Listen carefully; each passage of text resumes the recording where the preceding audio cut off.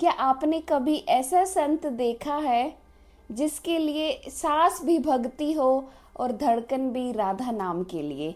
हरे कृष्णा दोस्तों, मैं हूँ मोनिका।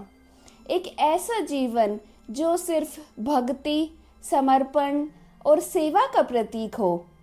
आज मैं आपको सुनाने जा रही हूँ पूज्य प्रेमानंद गोविंद शरण जी की महाराज की अद्भुत भक्ति कथा, जिसमें है त्याग, तपस्या और राधा रानी के प्रति अटूट भक्ति।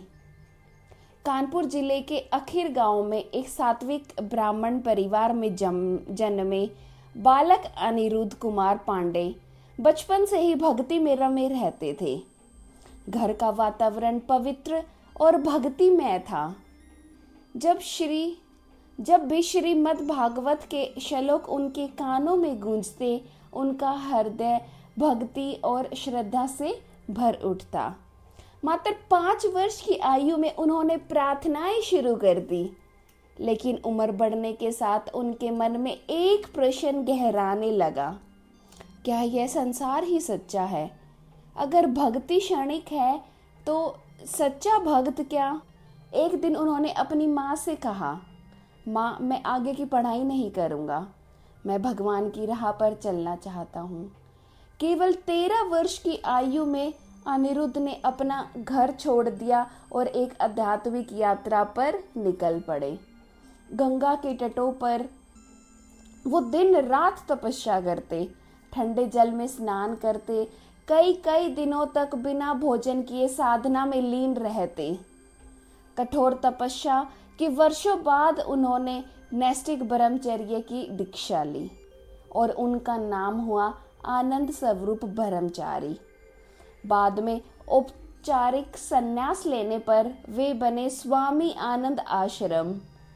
उनका जीवन अब पूर्ण रूप से त्याग, साधना और भक्ति में समर्पित हो चुका था। गंगा के पावन तट पर वर्षों की साधना के बाद उन्होंने भगवान शिव के दर्शन किए। शिव की जटाओं से बहती गंगा, चंद्रमा की शीतलता और त्रिनेत्र का दिव्य तेज ऐसा था मानो पूरा ब्रह्मांड उनकी अनुपस्थिति में झुक गया हो। एक दिन बनारस में ध्यान में लीन रहते हुए उनके मन में विचार आया, वृंदावन कैसा होगा? मानो राधा कृष्ण स्वयं उन्हें अपने धाम बुला रहे हों। रासलीला का अद्भुत अनुभव। वृंदावन पहुंचने के बाद एक संत ने उनसे रासलीला देखने का आग्रह किया। पहले तो उन्होंने मना किया, लेकिन संत ने कहा, जब भक्त मन, वचन और कर्म से इसमें लीन होते हैं तो वे स्वयं राधा रानी और कान्हा प्रकट होते हैं। महाराज जी मान गए और जब उन्होंने रासलीला देखी तो 1 महीने तक रोज देखते रहे। सुबह महाप्रभु के कार्यक्रम और शाम को रासलीला, यही उनका नियम बन गया। यही उन्होंने ठान लिया कि अब जीवन भर वृंदावन में ही रहना है। वृंदावन में उनकी मुलाकात हुई पूज्य श्री हित गौरांग महाराज जी से, जिन्हें सभी बड़े महाराज जी कहते थे। पहले ही नज़र में उन्हें अपने जीवन का मार्गदर्शक मिल गया। उन्होंने विनती की, गुरुदेव, मुझे राधा भक्ति के गहरे रहस्यों को जानना है, मुझे अपनी शरण में ले लीजिए। गुरु ने कहा, राधा भक्ति समझने के लिए नहीं, राधा भक्ति समझने के लिए नहीं, जीने के लिए होती है। इसके लिए पूरा समर्पण करना पड़ता है। महाराज जी ने अपने अस्तित्व का हर अंश गुरु के चरणों में अर्पित कर दिया। गुरु कृपा से उन्हें सहचारी भाव और नित्य विहार रस का दिव्य ज्ञान प्राप्त हुआ। अब वो केवल राधा नाम के हो गए, यही उनकी पहचान थी। आज पूज्य प्रेमानंद जी महाराज की दोनों किडनियां काम नहीं करते।